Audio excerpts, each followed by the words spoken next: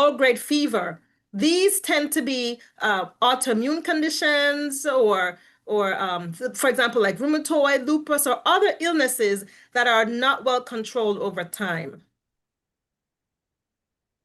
Now, what are some causes of chronic inflammation? Well, some of the causes would be environmental factors like pollution, smoking, exposure to toxins.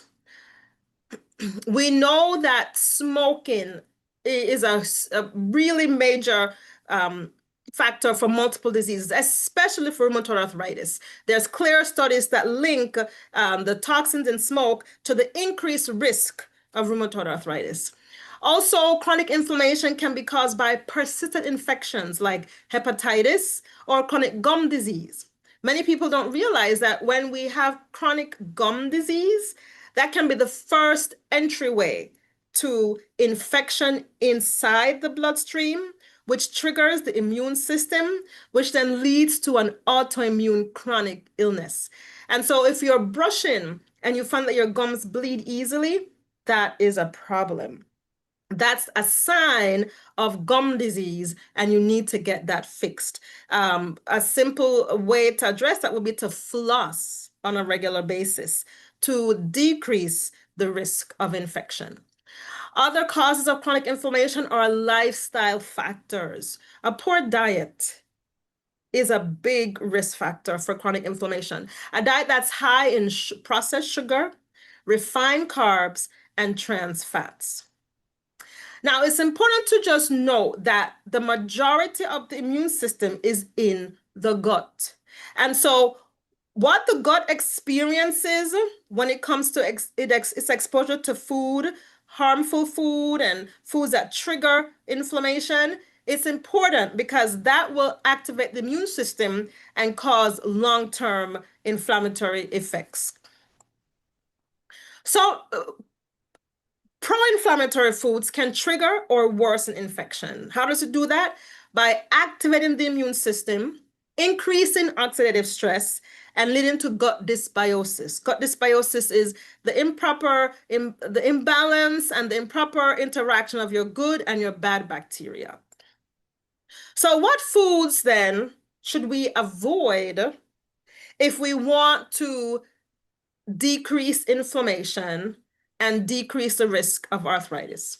Well, the first food you want to avoid is refined sugars, refined and processed sugars.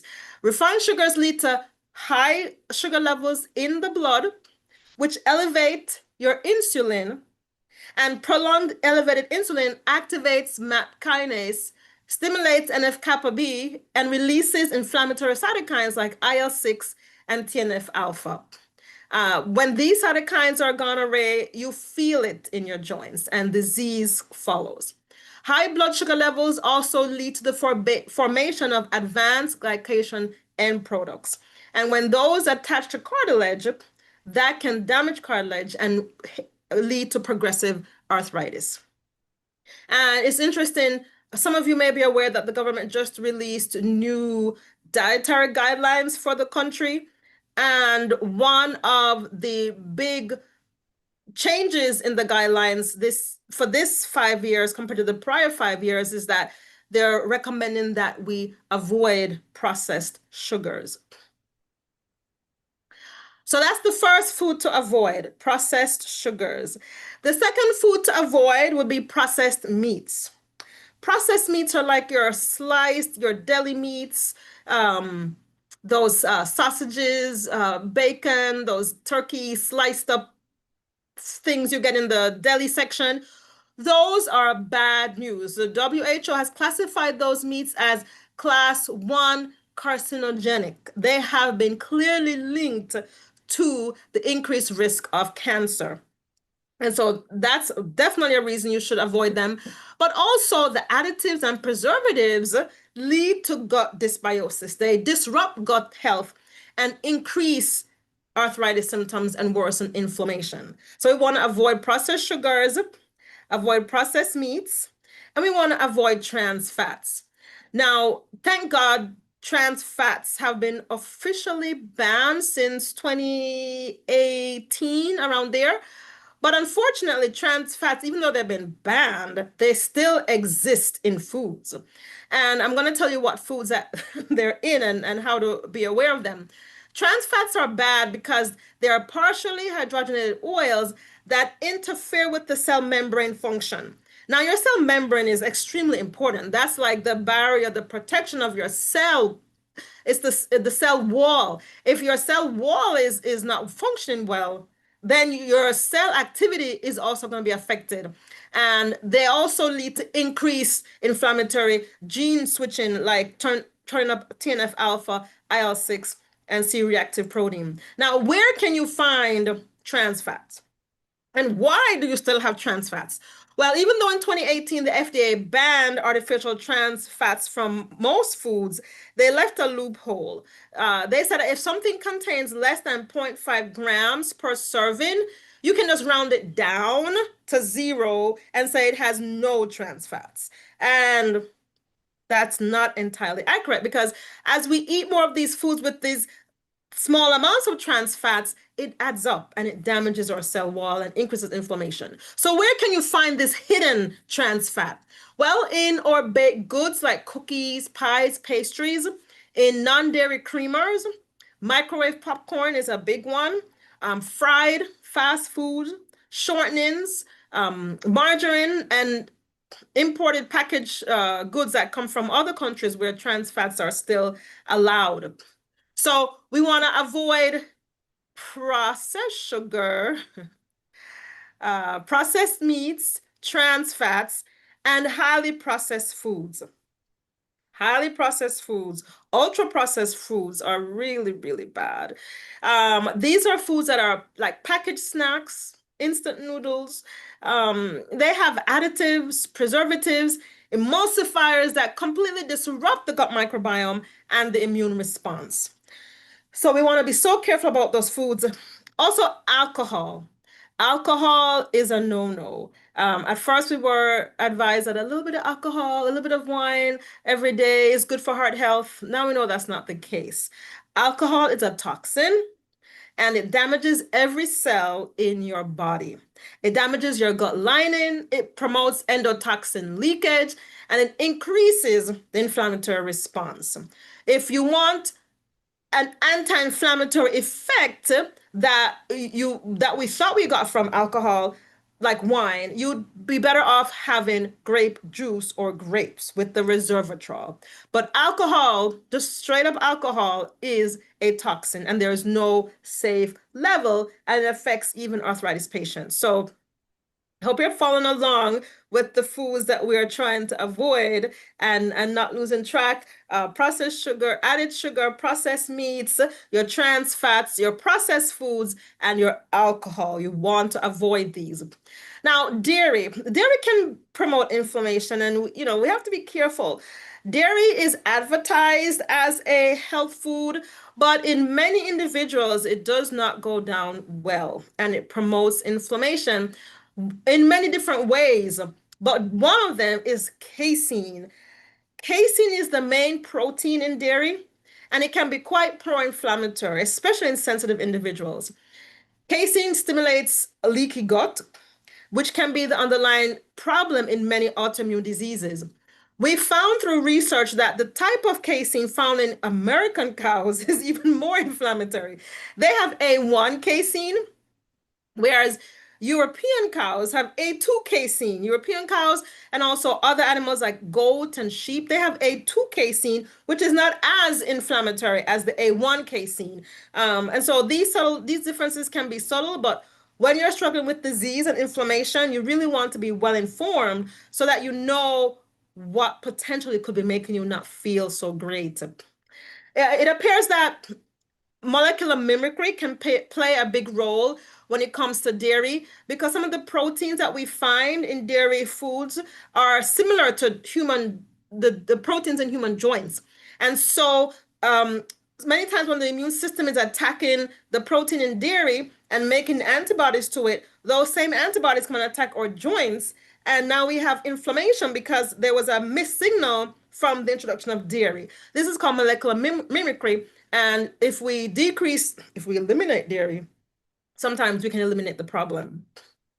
The gut microbiome is also disturbed by other additives or other things in dairy. For example, antibiotic residues and hormones really disrupt the gut microbiome, and this leads to systemic inflammation and worsened autoimmune conditions. So, in summary, what is the worst diet for arthritis? It's a Western, processed, and refined diet. The standard American diet or the SAD diet, which is high in processed carbs, sugar, animal protein, fried food, dairy, chemicals, and preservatives. And that really is making us quite sick and giving us more joint pain and more arthritis. So you may be saying, oh my goodness, that's my entire diet. What am I going to eat? Well, we're going to talk about the best diet for arthritis, and that is a whole food, plant predominant or plant-based diet, which is rich in fruits, vegetables, legumes, whole grains, and omega-3 rich fats. A whole food plant-based diet for arthritis. So I'm going to start off by talking a little bit about omega-3 because we have a lot of evidence and research that points to the fact that omega-3 can be quite anti-inflammatory. It does this by reducing the production of inflammatory prostaglandins and cytokines. It also gets converted to resolvins, which actively resolve inflammation. And there are quite a few studies on rheumatoid patients that showed that the higher their level of omega-3 intake, the lower their CRP, which is a marker of inflammation, and the lower their interleukin-6. So we know that omega-3 is potentially quite beneficial in inflammatory arthritis, especially. So where do we get omega-3 from? Well, when folks think of omega-3, they think of fish. And whilst fish is a source of omega-3, it's important to note that fish does not make omega-3. Like fish don't make it inherently. They get it from microalgae. They eat it. And when you eat fish, fish is not like a superfood like many people think. They think, oh, I want to be healthy, so I'm going to eat fish. And so I want to clear up any myths that folks may have because I want you to have proper information so you can make the best choices for your information and for your health. So fish is not a superfood. When you eat fish, thinking that you get omega-3, you have to realize that it matters where you get the fish from and how you prepare it and how much you eat. So if you get fish from farm-fed fish, they have very little EPA, DHA, a type of omega-3, and which is a kind that is helping us with inflammation. And so if you're eating farm-fed or farm-raised fish, you're not getting much omega-3. If you fry your fish, you're obliterating the health benefits that you think that you're getting from the fish. And when you eat fish, you can't really gauge how much EPA, DHA, which is omega-3, that you're getting. You can't quantify it well. It's important to note too that fish in their flesh, they retain a lot of environmental toxins. So they retain mercury, dioxins, they retain the surrounding toxins in the environment. And when we eat that, we in turn get that deposited within our cells. And so when you have an autoimmune condition and you're trying to fight environmental toxins, we don't want to necessarily be eating too many environmental toxins. So fish may not be the best source of omega-3. Plants provide omega-3, and plant sources of omega-3 include chia seeds, flaxseed, walnut, and hemp seed. But in full disclosure, I have to let you know that these foods contain ALA, alpha-linoleic acid, which is the precursor to the active form of the omega-3 you want. So there are three types of omega-3. There's ALA, which is a precursor or the building block. There's EPA and DHA, which are the active form. So we want more EPA and DHA to fight inflammation. That's the part that fights the disease. And so when we eat chia seeds, flax seeds, walnuts, hemp seeds, we're getting ALA, which we then have to convert to EPA DHA. Many people can do that, the conversion, but some people can't. People who can't usually are people who, as they get older, they may not convert it as well. Or people who eat lots of processed foods can't convert it as well. Why is that? Because processed foods are high in omega-6, which inhibit the enzyme which converts ALA to EPA DHA. So when you eat these plant sources of omega-3, if you eat lots of processed foods with it, you may not convert the ALA to EPA DHA well. Also, if you have other chronic illnesses like insulin resistance, diabetes, these individuals don't always convert ALA to EPA DHA. So stay with me here, please. I'm giving you alphabet soup, but I'm trying to make it simple and practical for you. Because it's important to understand, it really is, when we're trying to take care of our health and prevent disease. So yes, I think plant sources are a great source of omega-3, and I believe that we should eat flax seeds, chia seeds, walnuts, and hemp seeds every day. But you need to also decrease your ultra-processed foods and consider adding something like a plant source algae-based omega-3, because that has pure EPA DHA, and you know exactly how much you're getting. It's usually recommended that if you're taking algae-based omega-3, you get about 200 to 300 milligrams per day. You can have it in liquid or in a capsule, either way you want. That is getting it directly from the microalgae or microalgae, and then you know exactly how much EPA DHA. This is a very important point for a fully plant-based eater, a very important point.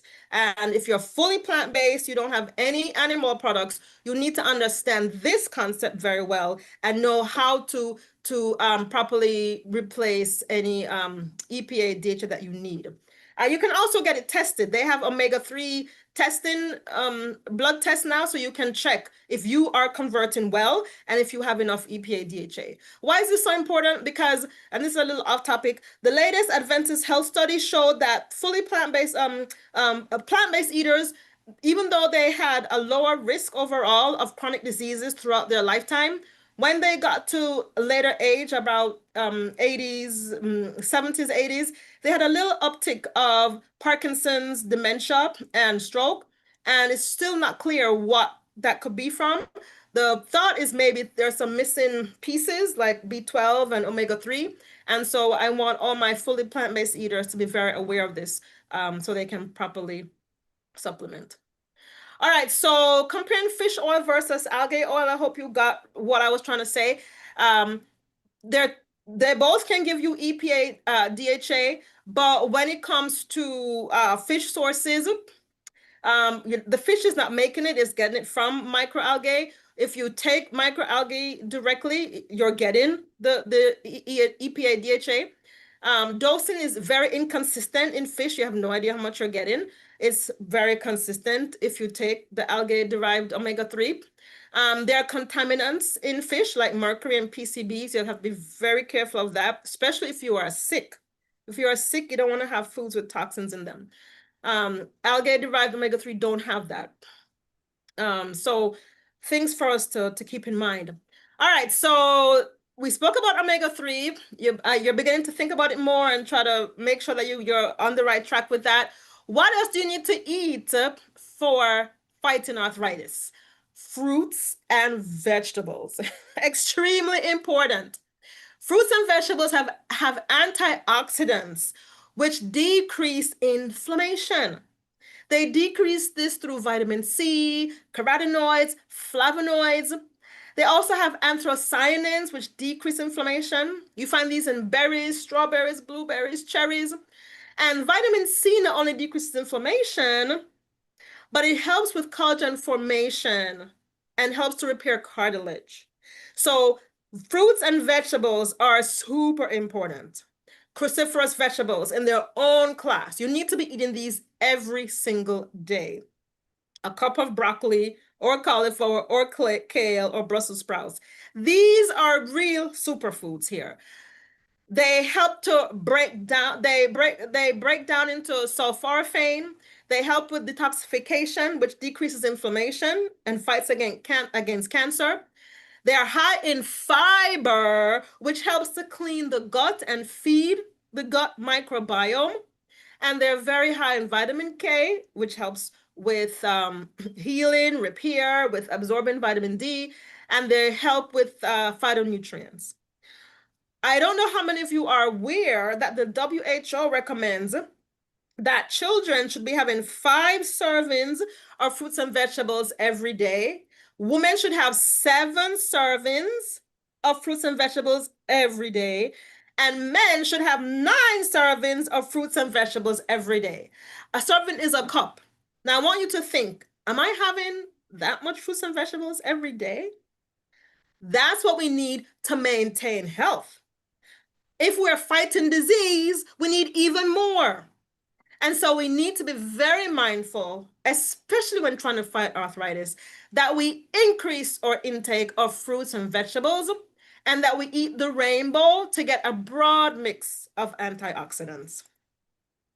Whole grains. Whole grains are still a superfood, despite what came out in the recent government dietary recommendations.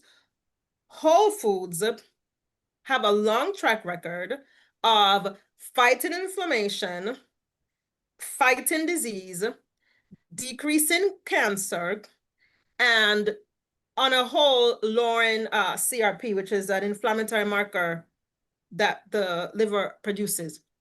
Whole grains. So I think many people, when they think of reducing carbs, they're not getting the fact that the bad carbs are the processed carbs. Good carbs are whole carbs, whole foods.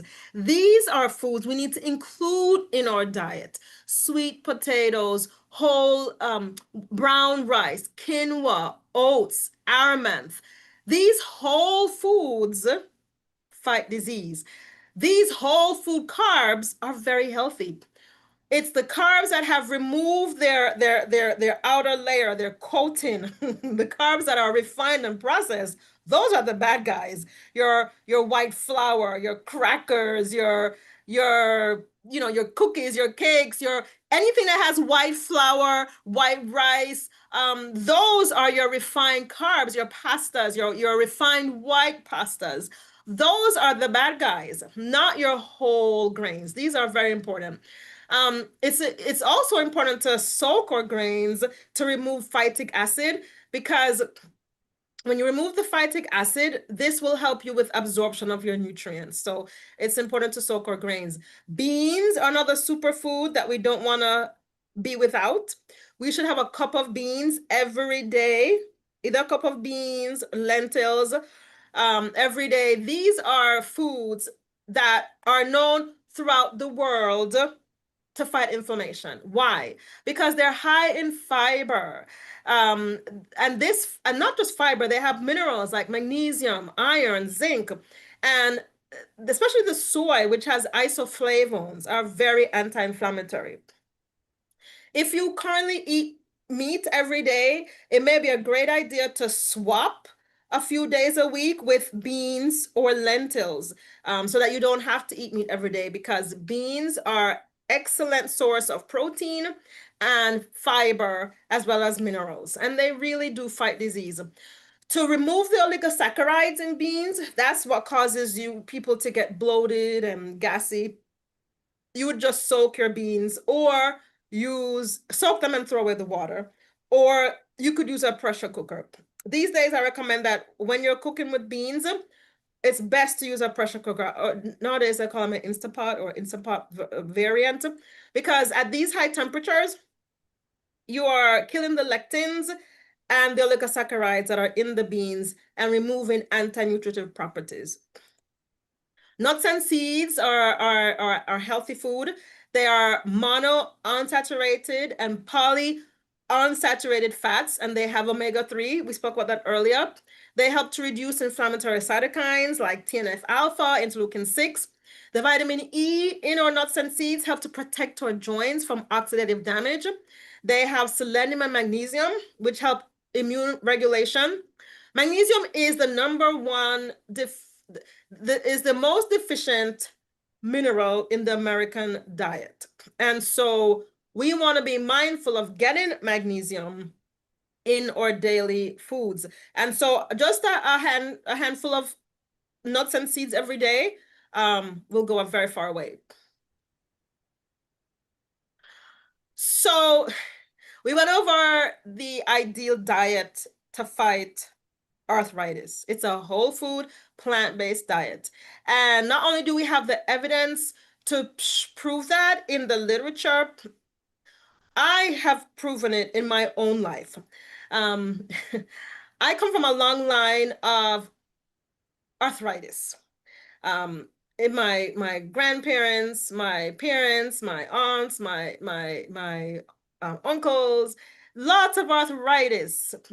And so when I first developed joint pain, when I was not a resident, I was an attending. I had just become an attending in a big university hospital. I developed arthritis in my wrist, and I had to be wearing a wrist brace to write my notes because the pain was so excruciating. I had pain in my back, which radiated to my legs, so I knew I had sciatica. I was like, great. And my knees hurt as I was doing rounding with the residents. I didn't want to get the stairs because my knees would hurt as I'd go up the stairs. And I was like, man, I'm an arthritis doctor and now I have arthritis and I don't know what to do because it was just really affecting my quality of life. And God would so have it that one day I got a call from a pastor, Leroy Daly. Many of you are familiar with him. And he said to me, he wanted me to join him on a journey, a dietary journey. He wanted me to do a Daniel's diet with him. And I had no clue what he was talking about. He explained to me that on a Daniel's diet, you're going to eat completely whole foods, nothing processed, nothing refined. I had to make my own everything, and I could only eat single ingredient foods. And so I said, okay, I could try it, why not? I'll do it with you. So I dived into this whole new world of eating. I mean, mind you, I was a vegetarian my entire life. Since I was 9 years old, I stopped eating meat, but I was a very processed vegetarian. I mean, I would eat pizza, but just tear off the cheese. So I was having the white, the white dough part and the marinara sauce with sugar added to it. I was having chips and pastries and cookies. I was just eating anything that didn't have animals in there but was processed, I would eat it. And so having to go on this Daniel's diet, I had to really reframe my whole thinking about food. I began to make my own nut milk from almonds and dates. I began making my own granola from scratch. I ate only brown rice and beans, and he also had me intermittent fasting, so I was only eating twice a day. And I realized that after eating that way, my joint pain went away. Like I didn't have to wear my wrist brace anymore. I could write my notes without pain. My back pain went away. My knees didn't hurt anymore. And I was like, really? Could the food have been causing my pain all this time? As a doctor, I never made the connection because nobody in the medical society made the connection. So it just didn't even dawn on me. But in my own life, I saw the difference. And then, a few years later, as I would try, as I would try different cultural foods, like a little black cake here, a little sorrel there, my joint pain came back. And I was like, yes, that's what it was. I could clearly correlate foods that caused me pain and when I didn't have to have pain. So a whole food plant-based diet is definitely a prescriptive recommendation for arthritis. And for some people, it may not be enough to completely resolve all the pain, but it can definitely take you far away. So whether you need some medication still, you may need less medications if you eat a whole food diet. And in some cases, you may be able to even get off of it. But that we know for sure from life case studies to studies that you can find in peer-reviewed journals, and I have the journals here that show studies that confirm that diet does help with arthritis. We know the best diet is a whole food plant-based diet.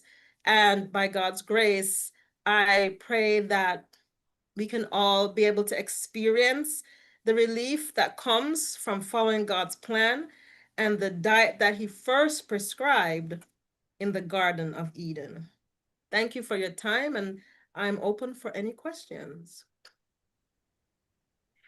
Okay, as we prepare for questions and answers, those of you who can put your questions in the chat. If not, you raise your hand. But before we go into the question and answer, I'm just going to make an appeal to let you know that we do accept donations. Tech team, if you could show that flyer so that persons can know how they can donate to us. We do accept donations, and these are the 3 ways that you can donate to the ministry. You could use Zelle, and it's hunnations7@gmail.com, or you could mail it to Healing of the Nations Virtual Ministry, and the P.O. Box is 1174, Valley Stream, New York. And the zip is 11582. Please do not put cash in the mail, okay? That would not be very safe, especially in today's world. So we want for you to know that we do accept donations. And again, we do have health consults that do consultations, and the number is provided as well. So we are now going to move into our question and answer segments. I will take questions from the chat, and then I will let someone unmute themselves and give their question. So I see we have a few questions here in the chat. Someone is asking if you said not to use an Instapot. No, I recommend using a pressure cooker for beans and peas, like an Instapot. An Instapot is just an example of a pressure cooker, but they have different names on the market. But any type of pressure cooker, that is because at those high temperatures, you're able to remove some of the anti-nutritive properties that are in beans and peas. For example, lectins, which can disrupt the gut microbiome or at least irritate it. And it will help remove some of the oligosaccharides that can cause bloating and indigestion and all that gassiness. So no, if you don't have one, then you would soak your beans, throw away the water, or you could sprout your beans. That's even better. It becomes even more nutritional, but an Instapot is great to have. Okay. Okay, Tony, can you please unmute yourself and ask your question? Yes. Thank you so much, Dr. Kathy. You're So I welcome. appreciate your information. When it comes to algae, is that the only way that you can get EPA? And are you saying that you recommend an algae supplement? Can you say more about that? Yes, so that's a great question. So omega-3, you have different forms of omega-3. You have ALA, EPA, and DHA. ALA is not the part that decreases inflammation. It gets converted to EPA and DHA. The sources of EPA and DHA are microalgae, not macroalgae like sea moss. microalgae, and those have EPA, DHA. Now, we are fine. So yes, I am recommending that either you check your omega levels and see if your ratio is good with your EPA, DHA, ALA. If you are converting well, then you're good to go. Because what should happen is when you eat the ALA in plants like your flaxseed, your chia seed, your walnuts, your hemp seeds, you get ALA, about 2.5 grams of ALA per tablespoon, and then it goes into your body and your elongase enzyme converts it to EPA, DHA. But it is not consistent in every single person. Some people, their enzyme doesn't work as well for various reasons. One could be the aging process.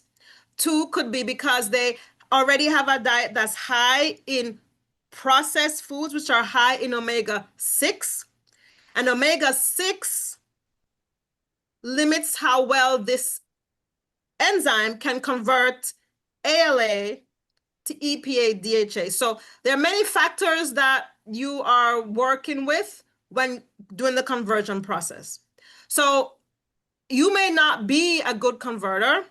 And if that's the case, it would be good to take algae oil. You could take it in the form of oil or tablet. But yes, just like I would say to you, if you're a fully plant-based eater, and I would recommend that you take B12, and not just a plant-based eater. I have so many patients who eat meat who are B12 deficient. Why is that? Because you need appropriate stomach acid to absorb B12. And as you get older, one, you may not have as much acid, so you don't absorb the B12. Two, if you take a PPI or H2 blocker to decrease acid, you're not going to absorb B12 well. And so there are many, or if you take things like metformin, you're not going to absorb B12 well. So it's not just a plant-based eater who needs to be concerned about B12. The same thing with EPA, DHA. It's not just plant-based eaters who need to be concerned about omega-3, because you could be eating fish and not be getting appropriate levels of omega-3. So I think everybody should be looking into this, be aware of their B12 levels, be aware of their omega ratios in their body, and see if they are set with that. And the reason it's important is because DHA is important for brain function and for myelination. And if we're deficient in DHA, it affects our brain. You see this rampant growth of dementia and Alzheimer's? It's going out of control. And a big part of it is lifestyle. So, and not just food, just lifestyle with decreased sleep, increased stress, but also the diet, highly processed foods, a lack of proper omega-3. These things affect our brain function, and later on, we find out that we have a problem. So yes, I would recommend that you get one, if you can, get your omega-3 levels checked, the ratios. And if you can't, just, consider adding algae supplementation, and take flax seeds and chia seeds every day. 2 tablespoons of flaxseed, up 2 to 4 tablespoons of flaxseed, depending on whatever your medical condition might be. But at least 2 tablespoons for the average person. Thanks so much. That's a very comprehensive answer. I use those seeds as my salad dressing. Is that okay? That is awesome. That's awesome. Okay. Definitely get them in every day. Certain things that you should get every day are your 7 cups of fruits and vegetables, your 1 cup of beans, your 2 tablespoons of flaxseed, and at least those. And yeah, I would say those are the ones that I would say every day, get those in. Okay. Thanks so much, Doc. Thank you. You're welcome. Abigail is asking in the chat, I was told to eat a handful of nuts once a week to get cholesterol down. How true is this? So nuts have unsaturated fats, and they have fiber. And so anything with fiber can definitely help with our cholesterol. But I would say that when it comes to cholesterol, you don't, the nuts are helpful, not more than a handful, right? Not more than a handful. When we have more, nuts are such a nutrient dense food that when you have more than a handful of nuts, you get more calories and you put on more weight. So you want to be careful. If you want to put on weight as a plant-based eater, definitely go for 2 to 3 handfuls of nuts, because some plant-based eaters, they struggle with keeping weight on, and that's where you increase their calories, and nuts are very helpful with that. But yes, nuts are fine, but it's not just nuts. You really want to look at a pattern of eating, not just one superfood. A pattern of eating, which is a whole food, plant-based diet, eating that way consistently, and aiming for 40 grams, at least 40 grams of fiber every day. I ask my patients to calculate how many grams of fiber they're having, and all you have to do is just go on the internet, go on ChatGPT, and just say what you had today. I had a bowl of oatmeal, I had 1 apple, I had a bowl of pasta, I had 1 cup of salad, I had, how many grams of fiber did I have? And it will say, oh, it looks like you had 10 grams of fiber. Then you know I have a problem. I need to increase my fiber, and then you can start to play around with your diet. You can, add some more flax seeds or add some more salad, but you need to aim for at least 40 grams of fiber every day, and that will pull your cholesterol down.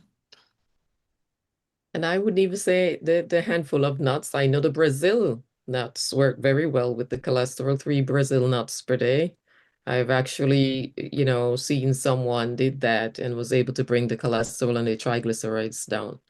So, yeah. Okay. Cordelia, can you please unmute and ask your question? Good evening, everyone.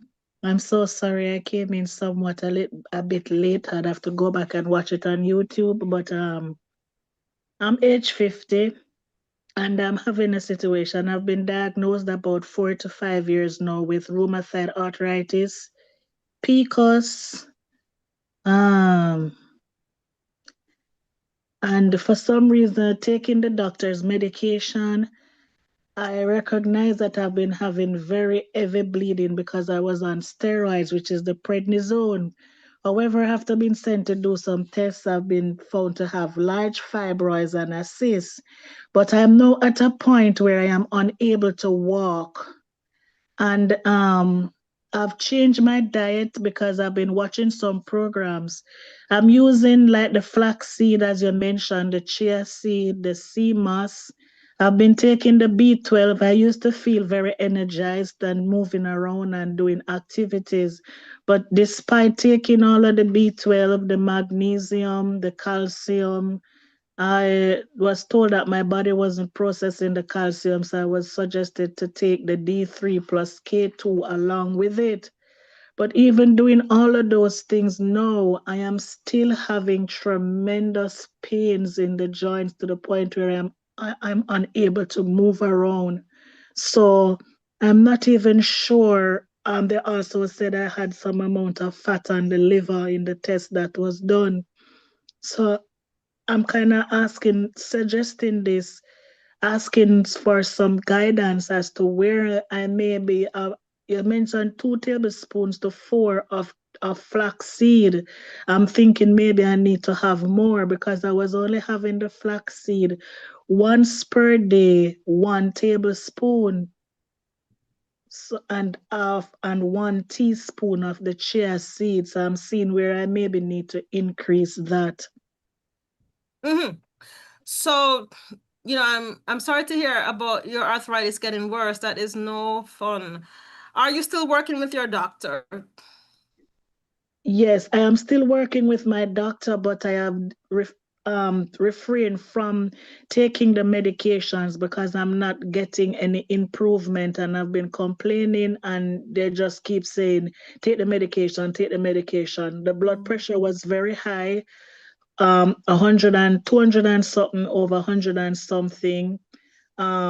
It wasn't going down, and then I started using the CMOS and also the saline, I forgot the name of it. The French time they call it here in Jamaica. Right. I use it in my green juice and stuff like that. And I recognize that the pressure had gone down. I also dry the moringa, blend it up in it and use it, and the pressure went down without taking the medication. Because what happened when I was taking the medication, my heart felt like it wanted to jump out through my chest. It was Yeah. racing really bad. Yeah. So, definitely keep working with your doctor, because sometimes they may have different options. If you are persistent and let them know what your symptoms are, things that you can do in conjunction with your doctor would be, I can tell you that there's lots of research that shows that a brief period of fasting has been shown to help with rheumatoid arthritis, especially. Fasting meaning light broths, just light vegetable broths, and very low calorie eating. So light vegetable broths, very lightly, few steamed vegetables, and having that for maybe 3-4 days or 2 to 3 days, that can help reduce pain acutely. And then when it comes to getting back into food, just a very, very unprocessed, unrefined diet with high amounts of vegetables. Being that somebody who has rheumatoid arthritis should be having at least 9 to 10 cups of fruits and vegetables every day, every single day. Things that help with pain, we know that curcumin is very helpful with pain, and about 2,000 to 3,000 milligrams of curcumin a day. We know that ginger is helpful with pain and inflammation. So you can get ginger tablets, or you can add ginger to your foods. Very high doses of omega-3. Definitely the algae oil would be important, because you would know for sure how much omega-3 you're getting, that you're getting EPA, DHA. So, and looking at the gut microbiome, rheumatoid arthritis patients have a very disturbed gut microbiome. It all starts in the gut. And so the gut has to be healed. And many times we have to heal the gut with things like slippery elm, aloe vera, marshmallow. So you can't ignore that the gut has to be healed. So just trying to put it together in a quick package for you. I want things to consider with active rheumatoid: a period of fasting with just light broths, teas, maybe very few steamed vegetables, but no hard food. When the body fasts, it can detox and fight inflammation better. Then after those 3 days of fasting, adding in curcumin, ginger, algae oil, high doses of omega-3, and a whole food diet. No processed food, not even 1 crackers is very important. Thank you so very much, Miss. You're welcome. And this platform has lifestyle coaches that work with individuals who have chronic illnesses, and I also do telehealth, and I can see people from anywhere by telehealth. And I don't know, Dr. Ephraim, if you gave my office information, but we should put it in the chat. My office number, my office website, www.arcwellness.health. Okay. And my office number, 860-833. Okay. I'll put it in here. Office. Okay, Because so, I often see people by telehealth also for arthritis and lifestyle conditions. 838. Okay, and lastly, sorry, please, before I forget, I was just trying to remember where I also suffered severe anemia, always tired, always sleepy, lack of energy, all of that. Taking the iron supplements, I tend to have a lot of constipation. So I have to be having a lot of fiber in order to relieve me of that constipation. But in spite of the iron that I'm having, it still appears as though my iron is still low because I'm not gaining that getting rid of that fatigue and stuff like that. So 2 points when it comes to anemia and low iron. One is that, yes, the type of iron that you take can cause constipation. So iron sulfate is a big culprit. So you want to switch to the type of iron that is not constipating. Iron, gluconate, iron. There are different formulations that are not constipating. The one that I recommend for my patients is Floradix. Floradix is a herbal iron that I give them with 1,000 milligrams of vitamin C. The vitamin C is vital because you will not absorb iron without vitamin C. So I give them both of them, and I've seen many cases where the iron comes back up over time. So that's important. Thanks for the information. I'll try to make contact by the information sent out. Thanks much. You're welcome. I see a question here about genetically modified foods like oats and corn. So yes, we don't want to have GMO food, and the foods that tend to be more genetically modified are the foods that are used in processed food. So some folks say, well, soy is bad, but soy is not bad. Soy is very anti-inflammatory, but you don't want to get GMO soy. And so the soy that is in the soy, the corn, the oats, the ones that are a part of the whole processed food industry, the ones that they use to make their chips and their granola bars and all their processed foods, those are your more GMO foods. That's where you'll find more of the GMO types. And so you can get corn and oats and so that's non-GMO and that you should tolerate fine. Granted, some people have food sensitivities and they can't tolerate, they can't tolerate corn and oats, but the average person may not have that sensitivity, but should still have non-GMO. I definitely agree. I do not want GMO foods, but it tends to be more in foods that are used in processed products, like in your fast food and your packaged snacks. Those are the more GMO foods. Curcumin better to take than turmeric. Curcumin is just the active part. It's from turmeric. It's just the more medicinal part. So that's the part that we use for medicine. How do you advise consuming? We have a question here from Angelo saying, can you please define oxidative stress in a capsule and give an example?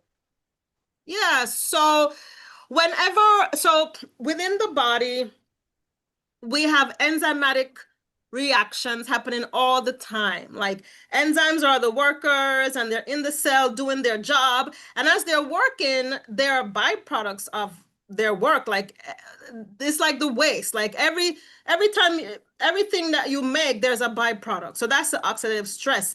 And that can increase with certain foods like fried foods and fast foods. Those give you even more oxidative stress. And that's why it's so important for us to take foods that can bind up those lead to free radicals. So when you eat foods that can bind up those free radicals, like antioxidants, then it helps with the overall oxidative stress burden.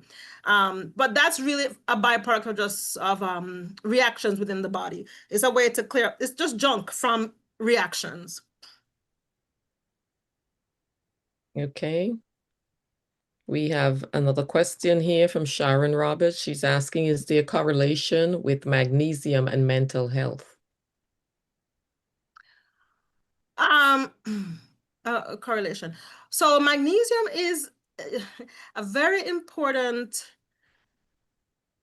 element in many enzymatic processes. And so if somebody has low magnesium, yes, that would affect.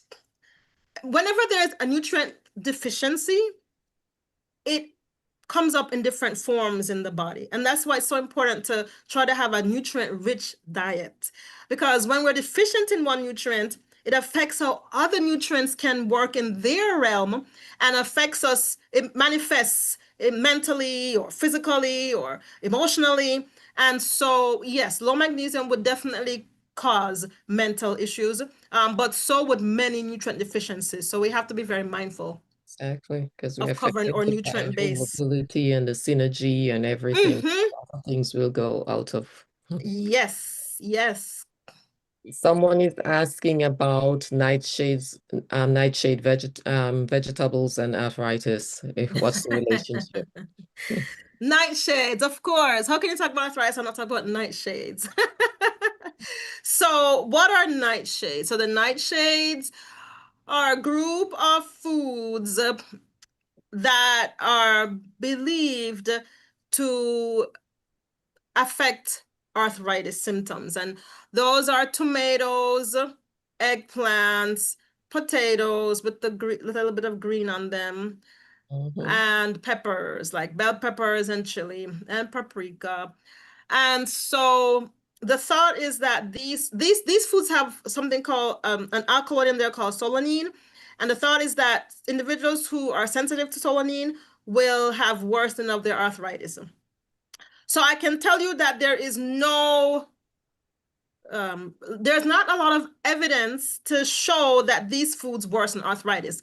It's more anecdotal. A lot of folks may say, well, mine got better when I stopped tomatoes, or mine is worse when I eat bell peppers. And so what I tell patients is, okay, we don't know for a fact that nightshades will make you worse, but if we've tried X, Y, and Z and you're still not better, we can do an elimination diet where you remove these foods for 2 to 3 weeks, and then you reintroduce them one by one to see if you get worse. And that's always something that is reasonable if you're not sure if you're reacting to the foods. And so that's the nightshade story in a nutshell. Okay. Person's asking if they can use a crock pot or a slow cooker with the beans. That's a great question. So apparently a crock pot does not kill lectins. And apparently a crock pot can leach lead over time. So I was very disappointed to learn this because I lived by a crock pot, but I now have I now have a Instapot, so that's what I use. But no, apparently, so a crock pot will help with oligosaccharides. It will help decrease the sugars that cause bloating. But when you're talking about like the lectins that we believe can affect the gut microbiome and cause irritation, apparently a crock pot doesn't get to high enough temperatures to kill them. So that's what the evidence is saying, and so that's what I'm following for now. Of course, and we're better off staying away from anything that's gonna leach lead or anything that's aluminum, because those things we know not healthy. And I think someone wants the name of the omega-3 again, which is the algae based omega-3. Now someone is saying, I have been using a plant-based diet for many years. No processed foods, no alcohol, no juices, 100% plant-based diet. And I suffer with severe arthritis pain in both knees and lower back.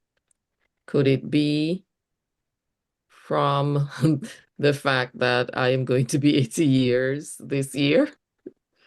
They want to know if it's from aging. So, certainly we know that as we age, the cartilage wears out like the tires on a car. But we rotate our tires to help with alignment, because when things are out of alignment, when the tires are out of alignment, they wear faster. So that translates in humans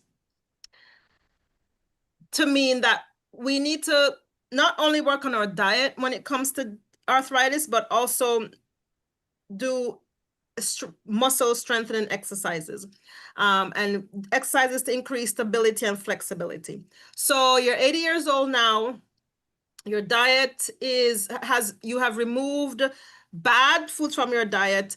What I would want you to consider is how to help with the alignment process of your joints. So increasing the stability of your joints, maybe the right exercises, maybe the right bracing to help with the pain, knee brace, back brace, hand brace, whatever brace, help with the stability of the joint. That will help with the pain. And also, let's see, and also increasing the good foods, making sure you're getting your 7 or 9 cups of fruits and vegetables, and also adding spices that fight inflammation. So when it comes to osteoarthritis, glucosamine chondroitin can be very helpful. There is a new formulation that is helping now with arthritis pain, which includes boswellia and celery seed. The different things that you can use even with worn out joints to try to control pain. So don't throw in the towel. Don't throw in the towel. There's still hope. Yes, your cartilage is probably worn out a bit, but there are things that you can try to decrease the pain. So definitely the right exercises, considering glucosamine, and your curcumin, your ginger, and all of that. Okay. Someone is asking if you could name some B12 foods. B12 foods. Okay, so B12 is found in muscles. Your muscle has B12. Animals' muscles have B12. And in the guts, or guts, can make B12. But I don't recommend eating animals for B12. And so when it comes to plant, because it's animal protein is hard for the body to process. It can affect the kidneys, and saturated fat affects diabetes. So I don't recommend. And then animals in this society are so sick with antibiotics and illness and sickness. So I don't recommend eating animals for B12. And when it comes to plant-based sources of B12, yes, you can get some from yeast flakes, some mushrooms. But if you are fully, and then fortified foods, but again, those will be processed foods, like your processed flakes. They add B12 to lots of milks and plant milks and cereals and bread. But if you're fully plant-based, unprocessed, unrefined, I would say take a sublingual B12, be on the safe side. Honestly, we need to cover those bases to be safe. So I would say take your B12, supplementation, and now I'm going to start taking algae oil. I'm so big on this algae oil now because it was never a concern of mine until the Adventist Health Study came out with the latest findings. Have you guys reviewed the Adventist Health Study findings on HON recently? With the increased signal of dementia and Alzheimer's in plant-based eaters in their later years?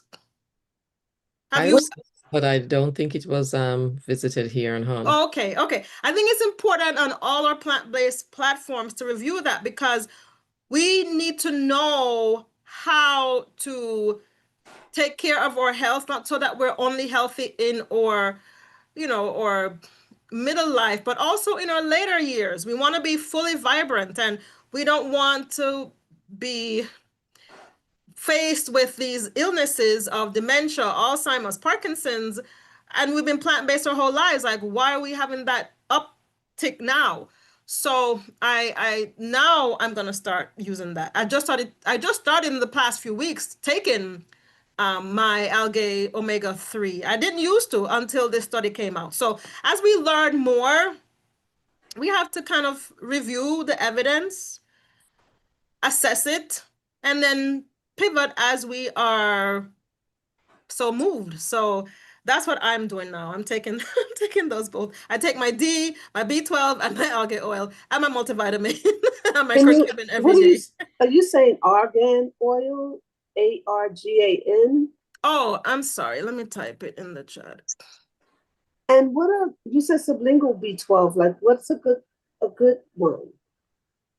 The sublingual B12, it just bypasses. You just put it under your tongue, so it bypasses your Right, GI but what's a tract. good brand? Does it matter which brand? Buried Treasure has a good one. Okay. Yeah, and Buried Treasure is a reputable company. Also, some of the practitioner companies that I use are like Metagenics, Thorn, Pure, Solar Ray. There's a bunch of them, and I Yeah. can type it in for you. Mhm. All right, so that's the algae oil there. Oh, That's from, okay. yeah, Okay. that's from micro algae, not macro. It makes a difference. Micro algae. Macroalgae is like your sea moss, which is high in iodine and lots of minerals, but it doesn't have a reliable source of EPA, DHA. Okay, and so some of the companies, so Dr. Ephraim said Buried Treasure, and then I use Solar Ray or Pure or Designs for Health. These are ones that are supposed to be more reputable. Designs for, that's where I get mine from. Thank you. So I put those in there. You're welcome. And I actually saw one of the algae-based omega-3 with D3 and K2. Oh boy, everything in one pill. So Say you that get it again? all. That's I'm good. sorry, could you repeat that? Huh? Could you repeat that? I was saying I saw the algae-based omega-3 also with D3 and K2. By who? I'm supposed to have it here in my notes, so I'll see if I can pick it up and share it as well. You said it has B12 and D2? Oh, What did you say? It has it omega? has D3 and K2. Oh, D3 and K2. Yes. Okay. And Someone what- was asking what me you about the call- Adventist Health Study. So the Adventist Health Study has been going on for decades now. It's a large nutritional study tracking the diet of Adventists. And we've been able to find a lot of solid research showing that individuals who eat very, very little animal food, very little animal food, they have a lower rate of chronic diseases, like a much lower rate of diabetes, obesity, hypertension, heart disease, which was completely ignored by the government when they made these recommendations just last week for our new dietary guidelines. If you haven't seen those dietary guidelines, you should look out for them. Our new dietary guidelines for America are a lot more meat, a lot more full fat dairy, and almost no grains. Like that's what they're recommending now for America. And that is not based on science. When you look at the Adventist Health Study, you see that individuals who eat mostly plants and very little animal products, they are able to avoid many chronic lifestyle diseases. And if you Google Adventist Health Study, you'll see all the different findings that they've published. But the most recent publication, their most recent update, as they've been following people over the years, has found that when they get to their 70s and 80s, they've noticed a slight increase. It's not huge, but it's an increase in the rate of dementia and Parkinson's and even stroke. In those same patients who had a very low rate of diabetes and hypertension when they were in their 50s and 60s, now they're 70 and 80 and they have a higher rate of dementia. So why is that? And that's something that we have to look into so that we can appropriately address it, as because we know eating plants is God's design. So what exactly do we need to fix so that we can avoid problems when we get to 80 years old. Mhm. And so some of the assumptions or some of the guesses are, well, could it be a lack of EPA DHA? Could it be lack of B12? Like, so what is it? Well, while we're thinking of it and trying to figure it out, I'm covering it. So that's Better yes. safe than sorry. Uh-huh. And that's not something you want to experience. I've seen too many people, and I'm telling you, it's really a terrible illness to see persons go through that and deteriorate, no use to themselves, don't even recognize their own family. It's just, it's tough. It's really tough. Someone is asking, oh, well, that's personal, really. Someone wants to know if you're related to Dr. Karen Smart, if you're her sister. She's my good friend. I actually met Dr. Smart a few months back last year. Okay. I don't see any more questions in the chat, I have a so question. It was in the chat, but it's overlooked, I think. okay. Sorry. Does for arthritis, do you recommend raw plant-based food or cooked? Or what percentage of cook would you recommend for people who are having that arthritis to have compared to full raw? Yeah, so I have observed individuals on eating raw foods. I've observed that they were able to eliminate their arthritis symptoms, but I've also observed individuals on cooked plant foods, as long as it's not processed, have the same outcome. So I would say that the main thing is to avoid processed and refined foods. To have at least your 7 to 9 servings of fruits and vegetables every day. Now, I see all kinds of patients. So I have to listen to their story and see where they're coming from and what they can do. If they are able to eat, let's say 70% or 80% raw and the rest cooked, that's fine.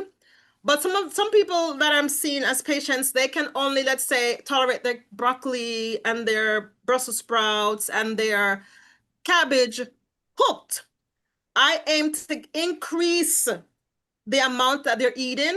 And so I'll have them increase their cooked amounts so they get to the ideal therapeutic dose of eating. So I don't really have a ratio that I say it has to be 80-20 or 50-50, but I do say it must be fully unprocessed, unrefined, whole foods. That's the key. With at least 7 to 9 servings of fruits and vegetables every day. They need to get, and a serving is a cup. Those are the keys for eliminating inflammation. Thank you. Okay. We have another question here in the chat. Someone is asking, what are your thoughts about ingesting black seed oil? So I've reviewed the data on black seed oil, and what the data shows is that it can be useful concomitant with treatment. It may not be useful by itself. So I have added black seed oil to my patient protocol. I do prescriptions, I do diets, I do pharmaceutical, I do different types of prescriptive therapy. So I add it to, let's say, my rheumatoid, and they have their panel of medications, and it's supposed to help decrease the amount of medicine that they need. But it's been shown to be useful for rheumatoid and osteoarthritis, so it can be useful. It can be useful. So yeah, I think it's fine to use. Okay. We're going to take our final hand. Tony, please unmute and ask your question. Yes. When someone's body does not absorb iron. Even when they eat up their greens, they take supplements, iron supplement with vitamin C. What is the problem? Why the body doesn't absorb iron? And what is usually the solution for that? Well, it could be a few things. It could be that they're losing iron faster than they are taking it in. It could be that they are not taking enough iron. Many times I have to double the amount of iron. It could be the formulation of iron. Different formulations are absorbed differently. So different formulations have different bioavailability. So somebody may have to switch the formulation, try a different. So instead of iron sulfate or iron gluconate, I mean, they're probably like 5 or 6 different formulations of iron. So it could be that they're not absorbing that one.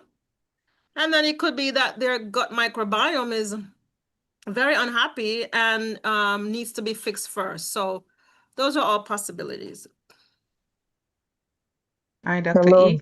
My apologies. I know you said it was the last hand. I just wanted to ask this question from Sister Angela Brown. She's asking, how do you advise on consuming flaxseed, as I learned it can elevate estrogen levels for breast health in women?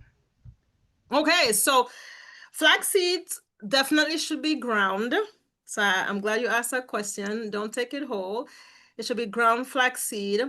And foods and flax seed is one of those foods that can be helpful in breast health. So it can have isoflavonoid activity that can help with breast health. So I would grind it, make sure it's ground up. I have my coffee grinder that's dedicated just for my flax seeds. And so I put it in there, I grind it up for the week. I don't do it every single day. I do it in batches, put it in the refrigerator so it doesn't oxidize, and use it every day. I try to get to 2 to 3 tablespoons. And in combination with a lot of cruciferous vegetables, which have been shown to be very helpful for breast health. For people who have too much high estrogen levels, cruciferous vegetables can really help with pulling it out. And so ground flax seeds combined with a lot of cruciferous vegetables and a whole food plant-based diet is spot on for for healthy breasts. Good evening, everyone. This is Pastor Daly. Hi, Pastor. Oh, Good it's nice to hear you, Dr. Katia and Dr. Ephraim. Happy New Year to you guys. Happy New Year. Thank you. Happy New Year. I haven't heard or seen it for a while. It was a wonderful program. Thank you. You heard I spoke about my friend, Dr. Daly. I can't stop talking about you. You changed my life. Well, praise the Lord. Praise the Lord. And I know you're changing many lives also. And we hope to see you back again. Thank Jackie for inviting you here. Wonderful. Pleasure. So everybody who is online, it's great to have you. And one of our goals is to expand Healing Up the Nations. And we trust that you will bring a number of other folks by inviting them to the line. I have a few reminders for this upcoming year before you close, Dr. Ephraim, and say thanks to our presenter. We believe that we need much more prayers on Healing Up the Nation. Therefore, from 6:30 to 7 Eastern Standard Time, wherever you are, just pause and lift up the leadership of this platform. And on Tuesday morning and on Thursday morning, we came here live from 6 to 7, half an hour exercise, half an hour prayer every week. So please keep that in mind. Now, the main purpose of this platform is to use the health message to point people to Jesus, the divine healer of body, mind, and spirit. We know as medical missionaries that God is really the healer, Jehovah Rapha, and he will heal through the natural means, medical means, and through prayer and through faith. So we want to point people to him. As a result of that, we're going to have a 12 days natural healing evangelistic outreach from the 27th of February to the 14th of March. A natural healing evangelistic outreach where we're going to combine the health aspect with the Bible aspect. I'll be doing the Bible aspect of it, and some of our medical doctors will be doing the medical part of it. As we listen to what's going on in our country today, healthcare is on the rise. We're not sure exactly what's going to happen to Obamacare. People are somewhat uncertain of what's going to happen in the world today. But we have a message that we can take to the world. And Marie, if you have the link there, we're looking for volunteers who will join this natural healing outreach from February 27th, which is a Friday night, to the 14th. This was how Healing Up Nation came about in 2020 when COVID was rampant. A group of us decided to come and present the health and spiritual healing message. And when we finished, Jennifer and Courtney said, why not continue it? And this is going into the 6th year now. So we want some folks to be health Bible educators. We want people to pray for it. We want you to contribute to it.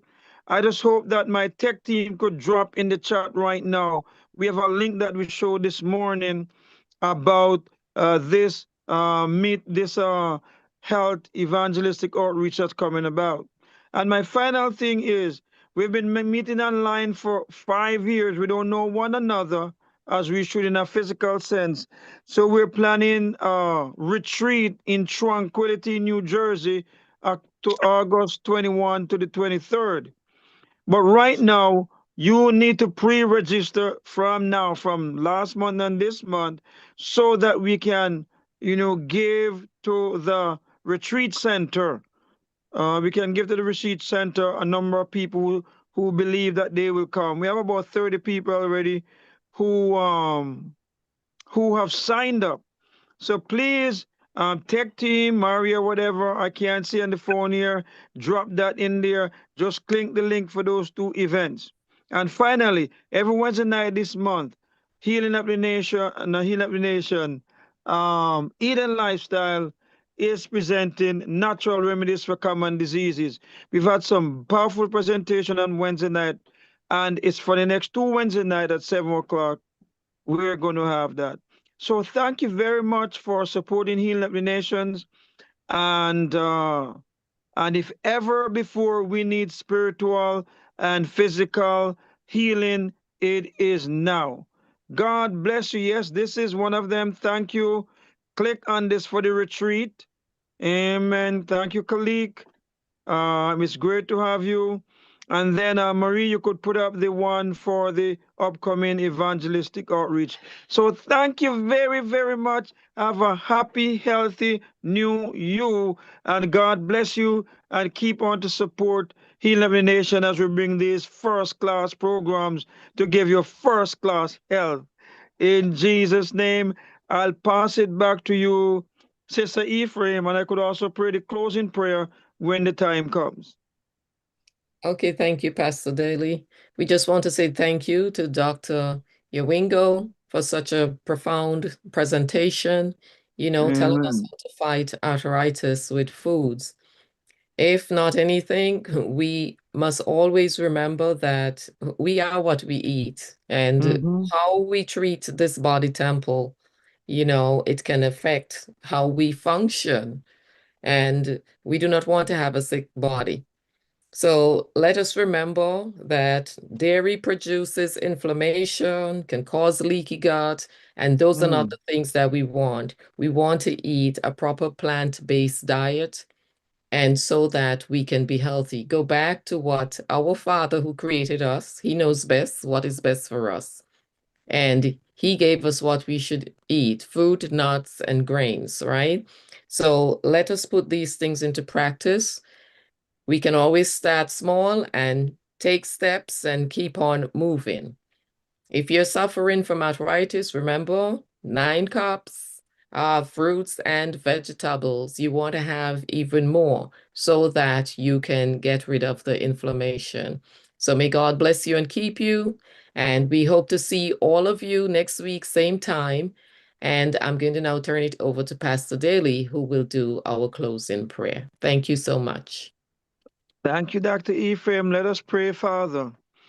We want to thank you for these two ladies who came by this evening and presented this very relevant subject. We thank you for the information that we have received, but we know that to know and not to do is not to know. So if we know what if we just know about what we've just heard a while ago and don't do them, we will not get the result. So I pray that every individual who listen now and who will listen again will take away something that they can begin to apply immediately, not tomorrow, immediately. Because if we know these things, happy are you if you do them. Pray that you'll bless Sister Kati in her practice, in her ministry, bless her family. Same thing for Dr. Ephraim. Pray for your blessings upon them. And I pray that your healing power will touch everyone who is here today. There are many people here today who have been trying to get better, but somehow they have not been succeeding. They have tried doctors and all sort of stuff. But I pray this evening that you will visit them. Like that woman who spent all what she had and her physicians for 12 years and things got worse. But she said, if I could just touch the hem of Jesus' garment, I shall be made whole. I pray, Lord, that you'll help us to speak positive things in our minds, in our spirit, and by faith we'll reach out and touch you, Jehovah Rapha, the Lord who's a healer. And even right now, Lord, I pray that your healing power, your healing grace, your healing love and mercy will flow in the minds and spirit of everyone here this evening who needs healing. And may they receive it. May they receive it. May they receive it by faith now. I pray for those of us who may have sick ones in our homes. I pray that what we are learning, we will go back and share it with them so that they can experience better health in 2026. We thank you for hearing our prayers. Thank you for bringing us back here to all the other programs that we have, Lord. And in your name, we look forward to the time when Jesus says, there shall be no more pain, no more suffering, no more tears, no more heartache. That's our ultimate destiny. And by faith, we're going to be there. In the name of Jesus, healing is taking place in the hearts of those who reach up by faith and take you now. For with your stripes we were healed. You promise that you will restore health unto us and heal us of all our wounds. Do that for us now by faith and help us to believe by faith until we see the actual, the physical manifestation of your healing in our lives. In Jesus' name. Amen. Amen. Praise the Lord. Amen. Hallelujah. Thank you, Pastor Daly. If there's anyone online and you want to be baptized or you think that you need Bible studies, you can just raise your hand, or if you need prayer, and we will take you to the prayer breakout room.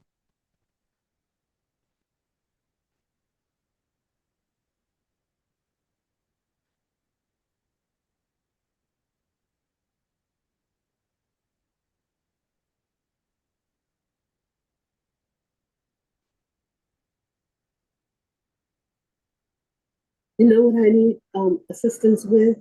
I've donated before to Han, and when I tried to do it again, for some reason it wouldn't go through. I don't know why. So, and I don't know what I might be doing wrong.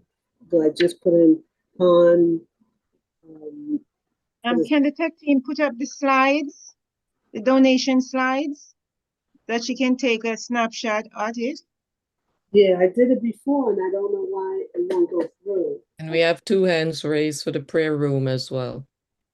Okay. Thank you so much. I'll try this again.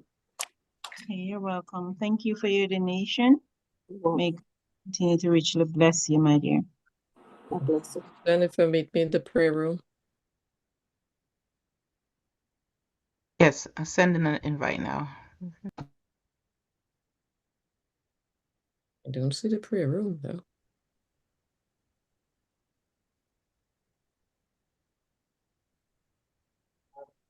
Oh, 3 rooms. Go to health, Dr. E. Yeah, the Go prayer ahead. room is there.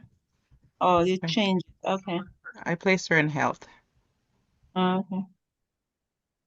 Marie, I sent you a message because my computer is frozen. Can you check your WhatsApp? Will do. Thank you.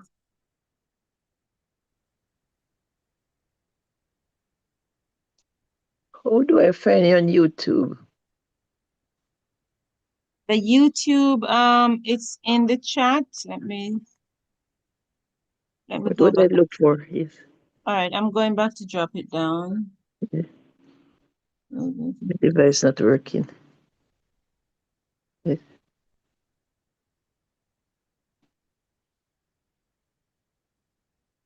Are you in Han guest chat?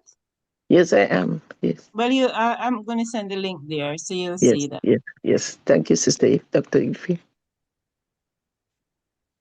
I mean, Sister Jennifer. You're welcome. Thank you.